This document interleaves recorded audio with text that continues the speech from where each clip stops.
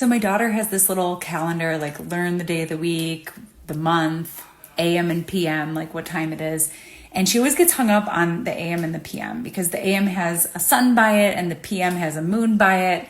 And I was trying to explain it to her, like things that you just like don't think about all the time that you just take for granted. Like what is even AM or PM? And I knew it had something to do with the sun. I just knew it. Trying to explain that the AM is probably like when the sun is climbing up into the sky and PM is when it's departing in the sky. And I found this. And here again, yet another example of how astrology is the original clock, the clock that we are living in.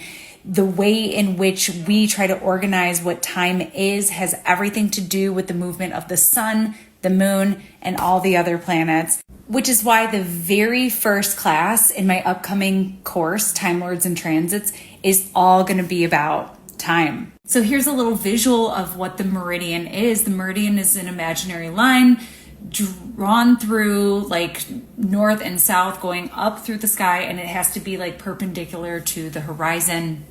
And so this is sort of like the point where the sun reaches its zenith. The sun is never going to go right above the head, but the sun is going to cross this meridian, which is where you get like local mean time. Like if you're an astrologer and you've seen that show up on like someone's birth chart from the old timey days, it's basically like every locality had a meridian, and the meridian is basically corresponding to a longitudinal degree. So where the sun crosses a different meridian, we have it organized so that like the sun crosses a different meridian point every 15 minutes, but there are like local meridian points for each city. So now it's more organized. It's like a system where it's like every hour, every 15 degrees. And that's where you get time zones. So anyhow, when the sun would climb and cross this meridian,